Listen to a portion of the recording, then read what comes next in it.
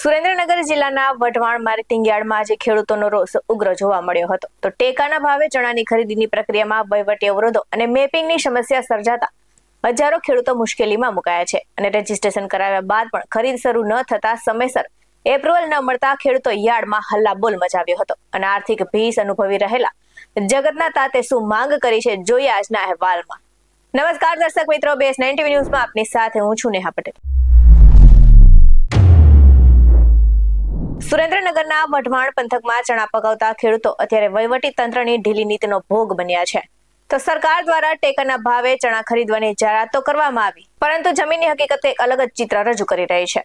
તો વઢવાણ ખરીદી કેન્દ્ર પર મેપિંગ ન આપવાના આવતા ચણાની ખરીદીની પ્રક્રિયા હાલ અટકી પડી છે અને ટેકનિકલ ખામી અને વહીવટી મંજૂરીના અભાવે ખેડૂતો કલાકો સુધી યાર્ડમાં રાહ જોઈને બેઠા છે. તો હાલ આ વર્ષે અંદાજે 6000 થી વધુ ખેડૂતોએ ટેકાના ભાવે ચણા વેચવા માટે ઓનલાઈન રજીસ્ટ્રેશન કરાવ્યું છે, પરંતુ ખરીદીની ગતિ અત્યંત ધીમી હોવાનો આક્ષેપ ઉઠી રહ્યા છે. તો રોષે ભરાયેલા ખેડૂતોની મુખ્ય માંગણીઓ છે કે વહેલી તકે ચણાની ખરીદી શરૂ કરવી અને ખરીદી કર્યા બાદ તેના નાણાં તાત્કાલિક ધોરણે બેંકના ખાતામાં જમા કરાવવા. તો અહીં વઢવાણ માર્કેટિંગ યાર્ડની સ્થિતિ તંગ બની છે અને ખેડૂતોનો આરોપ છે કે ખરીદી પ્રક્રિયા સામે અનેક સવાલો ઉઠી રહ્યા છે અને સમયસર એપ્રુવલ ન મળતાના કારણે ખેડૂતોને આકરા તાપમાં હેરાન થવાનો વારો આવ્યો છે અને ખેડૂતો જણાવી રહ્યા છે કે જો વહેલી તકે યોગ્ય નિર્ણય નહીં આવે તો ઉગ્ર આંદોલન કરવામાં આવશે. તો એક તરફ કુદરતી આફતો અને બીજી તરફ વહીવટી તંત્રની આડોડાઈ વચ્ચે ખેડૂત પીસાઈ રહ્યો છે. હવે જોવાનું એ રહેશે કે તંત્ર દ્વારા મેપિંગની પ્રક્રિયા ક્યારે પૂર્ણ કરવામાં આવે છે અને 6000 જેટલા નોંધાયેલા ખેડૂતોને ક્યારે ન્યાય મળે છે. ત્યારે નજર કરી આવેલી પ્રતિક્રિયા પર. મારું નામ ગોવિંદભાઈ મકનભાઈ પરમાર, વઢવાણના ખેડૂત છીએ. આજે અમે વઢવાણ APMCમાં જે ચણાની ખરીદી કરી કેન્દ્ર ઉપર બધા ખેડૂતો આવ્યા છીએ. ચણા જે ઓનલાઈન રજીસ્ટ્રેશન કર્યું તેમાં ખેડૂતોના વારા નહોતા આવતા, એટલે એના જે મંડળીવાળાને જે જોખવાનું કામ કરે ત્યાં એ લોકો એવું કહેતા કે અમને એક સાથે મેપિંગ નહીં આવવાના કારણે લિસ્ટ નથી આવ્યું ખેડૂતનું, એટલે ખેડૂતનો ક્યારે વારો આવે એ અમને ખ્યાલ નથી.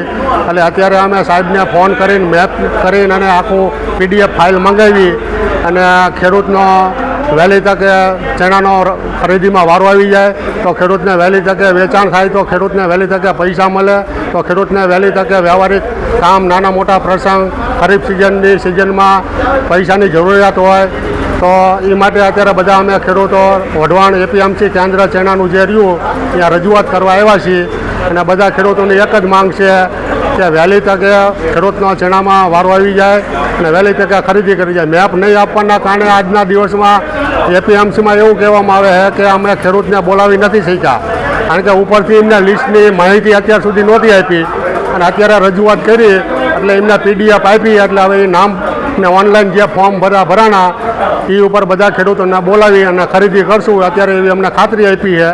અને અમારી એક જ માંગ છે કે ખેડૂતનો વહેલી તકે ચણાનો જોખમો વારો આવી જાય તો અમારા ખેડૂતોને માલ કે દિવસનો ઘરમાં આવી ગયો હોય તો અહીંયા જોખાઈ જાય અને વહેલી તકે પૈસા મળે તો વહેલી તકે નાના મોટા વ્યવહારિક પ્રસંગ કાઢી શકે.